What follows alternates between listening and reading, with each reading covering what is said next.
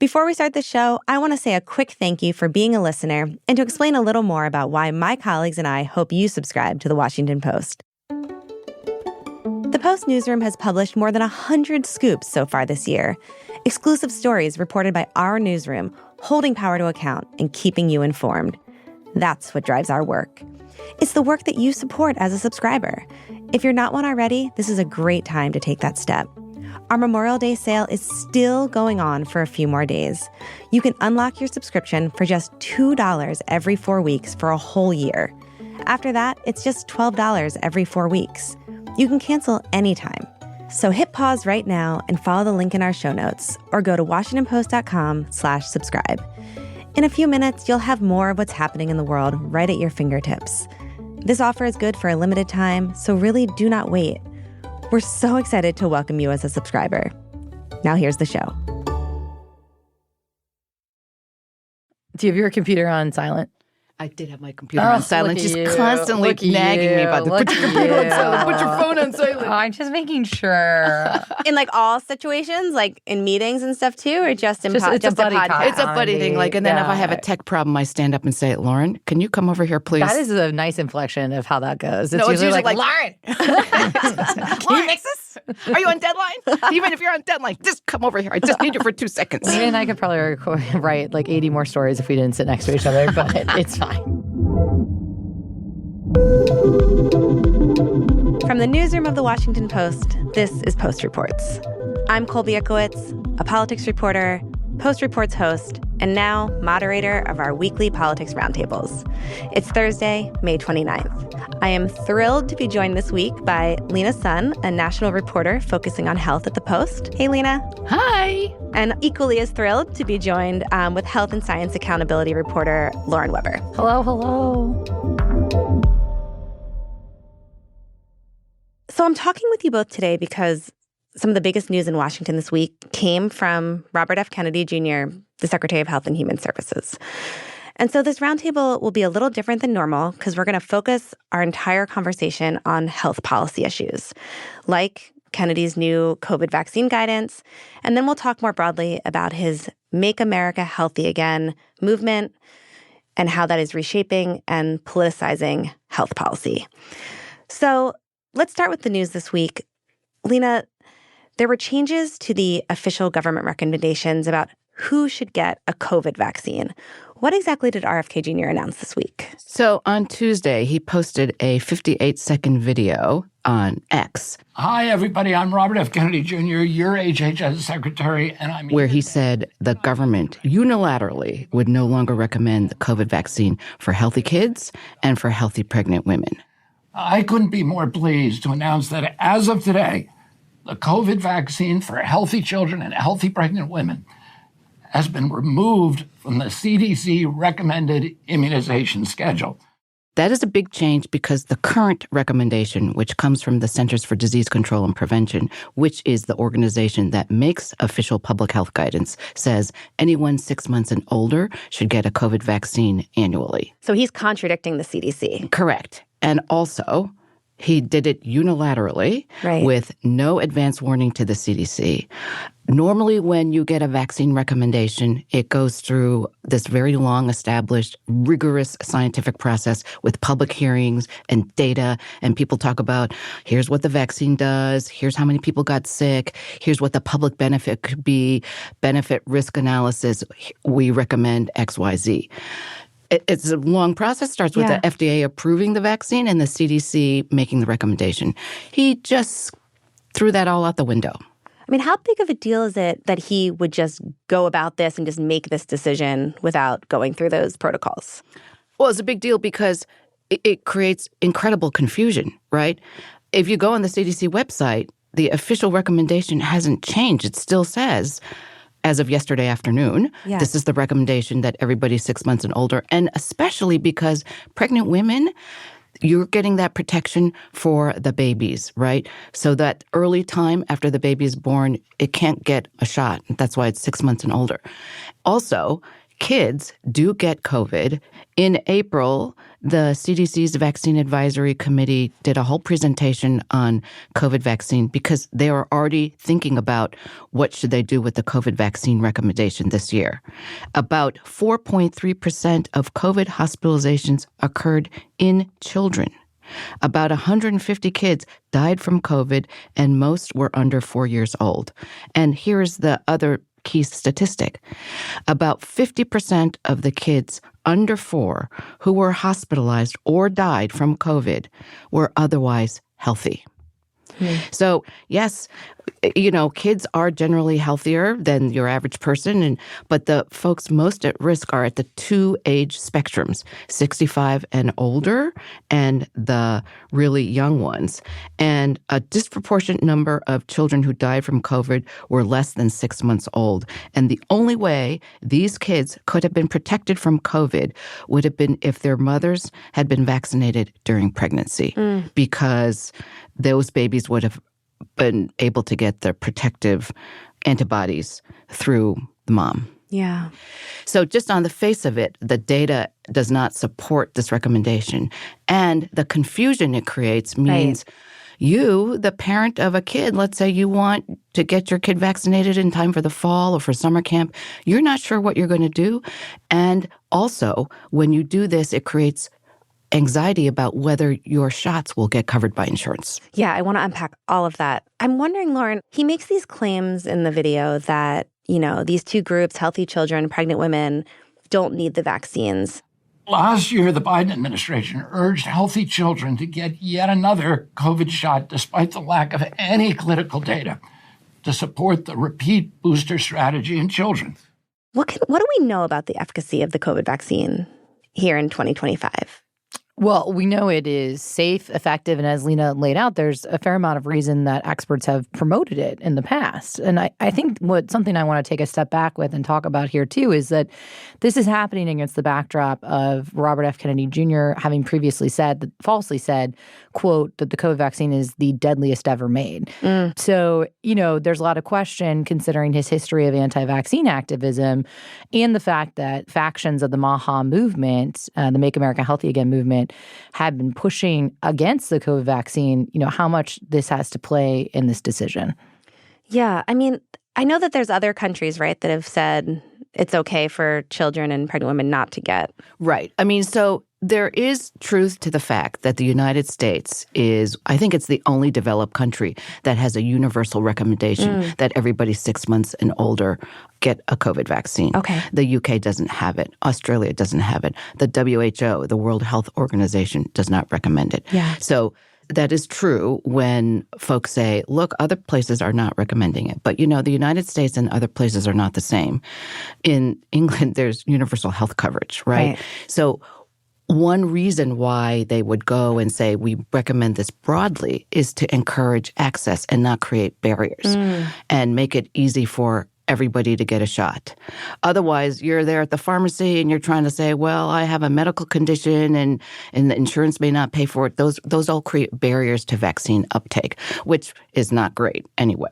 Yeah. I mean, the numbers of people that get the COVID vaccine already are super low from what I read in your stories. Yeah. I mean, the ramifications for parents and for pregnant people who still want to get the vaccine. You made the point that, maybe insurance will stop covering it if it's not recommended by the CDC. Or, will doctors have it? Will there be enough of a supply? How worried should people be that they're not going to have access to a COVID vaccine if they want it? I think there is a lot of concern because of this confusion. I think if you have the means and you have insurance, you're going to go and get it, right? This is always going to benefit those wealthier households. Yeah. But if you don't have insurance, you don't have time to go get the shot, it's going to cost you. And so it puts many more people at risk. RFK has said we only want to give it to people 65 and older. That's what the FDA has said, 65 and older, and people with medical conditions. But let's say you're a healthy adult or healthy kid, you're going to go visit grandma. Right. Right? If you don't have COVID, it's less likely that you're going to pass on COVID to grandma. Right. Or let's say you are a healthcare provider or somebody taking care of somebody in a nursing home. Those people are very frail. So inherent in all of the things that the Trump administration has said. There's internal contradictions in what they're proposing as well. So that accounts for the confusion. Yeah, and Lena, you wrote about, too, the fact that, and you mentioned that the CDC didn't even know this was coming. Can you talk a little bit about how the CDC even found out that RFK was going to make this announcement or make these recommendations? He put out that tweet on Tuesday on X at about 10:15 in the morning, and people started noticing it, and they started calling around. They called their bosses. They called the leadership. That's how they found out. Wow.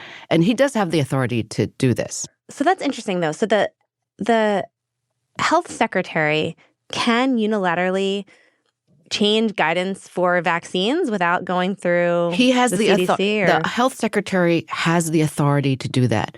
That's a lot of power. It's a lot of power. But he does have the authority to do that.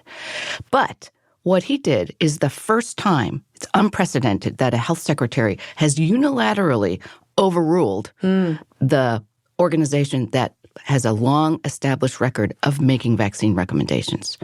On the access for kids, there's one point that we haven't mentioned, which is that's, if you have private pay insurance, under current law, insurers are supposed to cover whatever vaccines are recommended by the ACIP. That's the CDC's Vaccine Advisory Panel. Okay. So whatever they officially recommend, insurers have to cover that with no out-of-pocket cost to you.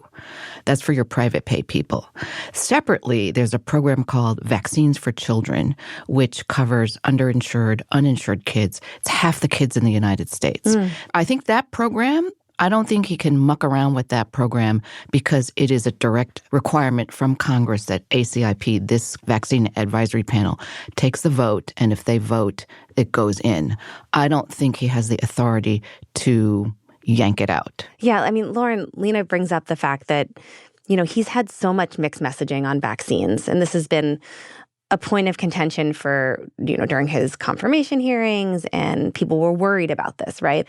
Can you talk a little bit more about his kind of double speak on vaccines and how it's been confusing for the American public? Yeah. I mean, on several instances, Robert F. Kennedy Jr. will go out and say things like, or tweet, the MMR vaccine stops the spread of measles, but then he'll tweet a post that promotes anti-vaccine doctors and alternative therapies that scientists say don't have evidence. He'll say things like, we recommend vaccination, but the vaccine has problems. He said that on Dr. Phil.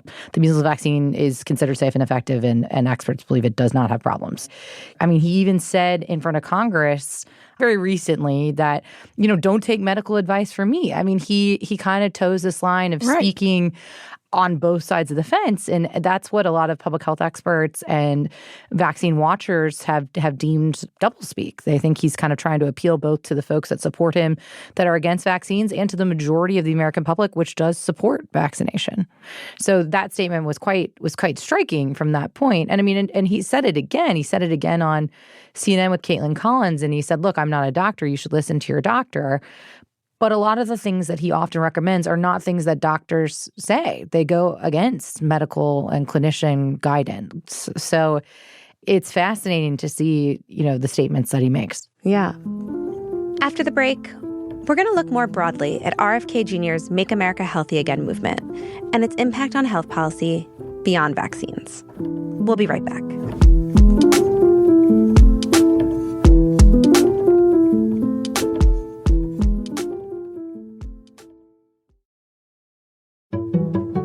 My name is Michelle Singletary, and I'm the personal finance columnist for The Washington Post.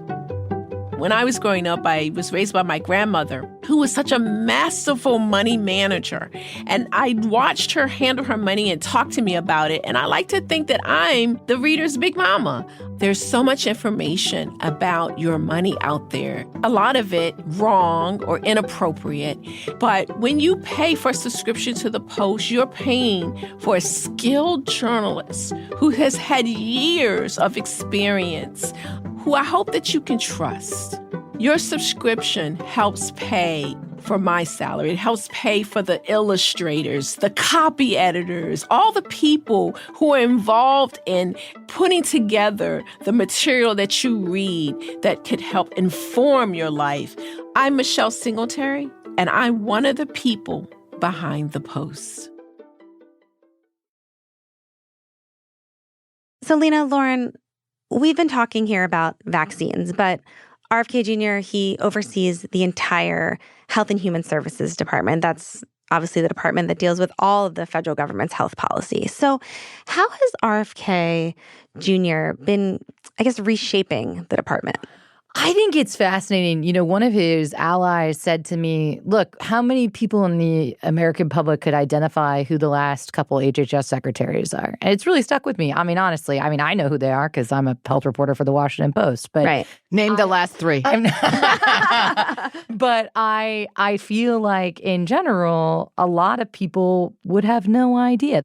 I think that RFK Jr. has really created a movement around him. And a lot of it, while we've talked a lot about vaccines, a lot of the Make America Healthy Again movement really revolves around food and around chronic disease. And it has a lot of juice. There's a lot of populist interest. There's a lot of people that feel like corporations and are taking advantage of people, and we are not as healthy as we should be. There's a lot Completely, yeah. And I think it's fascinating to see how he's managed to tap into this populist anger around what people feel like is their kids getting the short end of the stick to really rise to a position of prominence that, again, you don't typically see an HHS secretary command that kind of, megawatt attention. Yeah, well, he's a huge personality. And as Lauren said, so many people feel like they've been ghosted by the medical system, right? So all your interactions, whether it's an insurance claim or not being able to get the right prescription at the pharmacy or not feeling heard. And he's brought that with him. And, people feel like they're being heard. And he's very good at putting out messages on social media, despite the fact that, as experts have pointed out, they are being economical with the truth.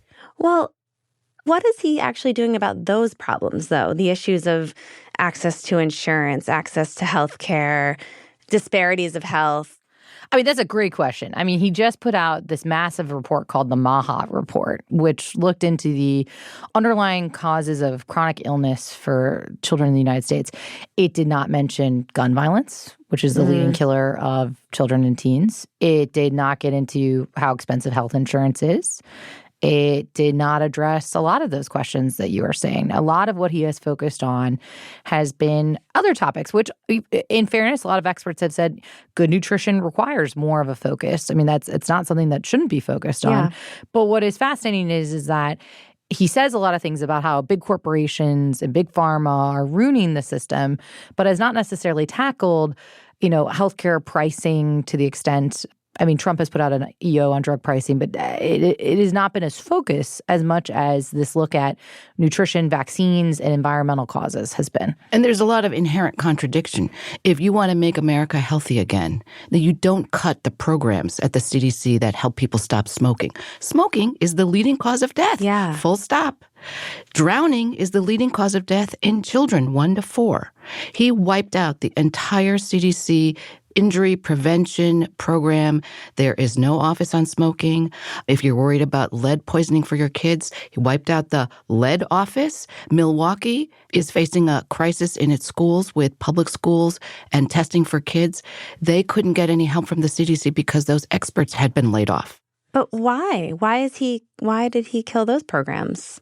I am not sure he knew that he killed those programs. I see. This is a Doge thing? This is a Elon Musk Department when of asked Government. in front of Congress, he said he couldn't speak about it because of a current lawsuit. But he also somewhat implied in front of Congress that he had a mandate to cut programs and a promise to reinstate, and has reinstated some folks under some of these programs. But he's also said in other interviews that he was unaware of some of these layoffs. So unclear. How much is this MAHA report that came out that, Lauren, I know you wrote about, how much is it rooted in science? That's a great question.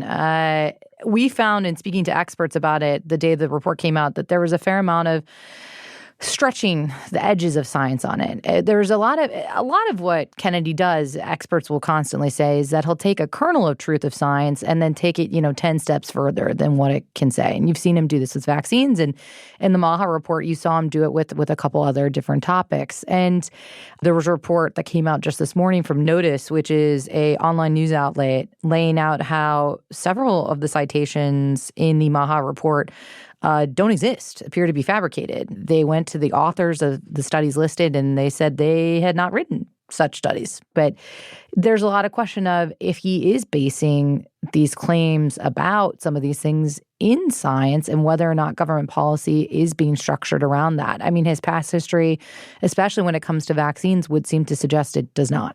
And, Lauren knows this better, but he will often cite studies. And, there are studies and then there are studies. Right? There are ones that are rigorous, that are in well-established peer-reviewed journals. You can see that the confidence interval for whatever they're talking about is strong. Yeah. He keeps linking vaccines to autism. That is such a well-debunked, long-established science that there is no link between vaccines and autism. Yeah. But then he cited a study that is, it's not a good study. This administration, they just pulled the funding for a contract with Moderna, which was going to make bird flu vaccine, and his HHS said it was not scientific and not grounded. This is the same technology that brought us Operation Warp Speed that led to the vaccines that saved so many lives. It reminds me a little bit of when my daughter turned 18 months and my husband and I were having a debate over whether or not she should be allowed to start watching Sesame Street, whether screen time was bad for an 18-month-old. And both of us were able to go online and find a study that confirmed our position on that, right? I was like, Elmo's fine. And he was like, we should wait till she's 2 to let her watch TV. Because anyone can find, to your point, Lena, a study to confirm the thing that you already believe. But is it actual science? I don't know. But screen time is actually addressed in the MAHA report, right? It is addressed in the MAHA report. And I spoke to the American Academy of Pediatrics chair on screen time, who said that while the report made some good points, it was a little bit more flash whiz bang than it was based in actual proven science. She said more than anything, it reflected the anxiety that American parents have over screen time, and less so what actually had been scientifically recommended when it comes to that. So it did not necessarily have a prescription yet, but in August, we're supposed to get kind of the sequel to this, which will say more directly. So this report was just, here's all the things that are wrong, but not necessarily how to fix them. Yes, and in saying all the things that are wrong, some of the things it said seem to overstate what is wrong. And also, it's the perspective of we're just going to focus on chronic disease. He has always said, we're going to give infectious diseases a break and focus on chronic disease. Yeah. And infectious disease and chronic disease, they are inextricably linked, right? Yeah. Also, the virus is not going to say, hey, Kennedy said we could have some time off. We're not going to infect anyone right now. We're not going to infect anybody in the United States. We are just going to infect people in other places as if a virus cannot hop on the plane and get here in 36 hours. But it is fair to say that there is a lot of interest around addressing chronic disease. Sure. Chronic disease is a massive cost to the American healthcare system. Yes, I agree. I agree. Many experts are thrilled that he's looking at it more closely. What starts to alarm them is when they dig into what he has to say and it seems to twist or misrepresent or not be based in what they believe. Yeah. I mean, when he talks about chronic disease, he talks a lot about ultra-processed foods, right? Believing that these type of things lead to cancer and heart disease. And to your point, Lauren, there is probably some truth to that, right? I mean, my father had colon cancer. I have stopped eating red meat because of that. I do understand there's correlations between food and chronic disease. Oh, there's definitely, right? I mean, cancer and red meat and your diet and processed food and increasing fiber in vegetables. Those always have been tenets of basic good health practices. Right. But if that is really the goal of this administration, then I just don't understand some of the cost-cutting measures you do for the programs that would be there to address these. Where is he on like traditional cancer treatments? Has he spoken about this? I don't think he's spoken directly about cancer treatments. He has promoted a fair amount of alternative therapies, not only for measles, but for a variety of things. I mean, he had a famous tweet before he took office on promoting sunshine, hyperbaric chambers, supplements, and other items. So it remains to be seen. You know, he seems to really enjoy promoting alternative medicine. And it's always fascinating. Experts will say to me that he does promote so many of these alternative methods because he says he wants to be grounded in gold standard science. And, you know, if you look at vaccines, those are some of the most studied medical products that exist. But then he'll often promote these regimens, these treatments, these alternative therapies for measles that have not been studied, that do not have scientific evidence to justify some of their promotion. And it's fascinating to see how and what he chooses to support.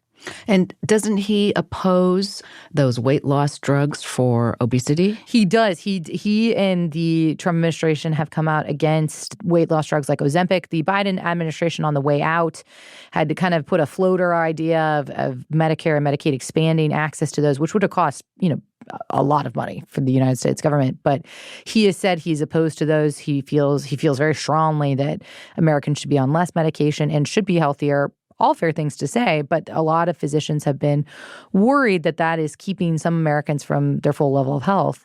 So one thing I've thought about, and this is not a new thought, I'm not an original here, but President Donald Trump is maybe one of the least healthy people. He doesn't believe in exercise. He eats McDonald's for many of his meals. Drinks Coca-Cola. Drinks a lot of Coke. Didn't he have a special button installed so he could ask for the Coke? He did in his first administration. I will say he has recently lost weight, apparently. But yes.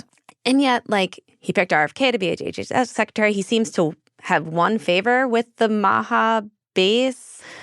Are there any signs of tension among, like, Trump's MAGA base and then these MAHA supporters? So some of the MAGA, MAHA infighting has really shown its face during the announcement that Casey Means is Trump's new nominee for Surgeon General. Now, Casey Means, who some would call a wellness influencer, she is a physician who currently has an inactive medical license, who promotes a lot about good nutrition and other wellness ideas. Casey Means exemplifies a fair amount of the MAHA movement, and a bunch of MAGA supporters really didn't care for that. You know, Laura Loomer, who's a big Trump supporter, tweeted out some fairly negative critiques of her, calling her, you know, an influencer, saying that she wasn't following real medicine and so on and so forth.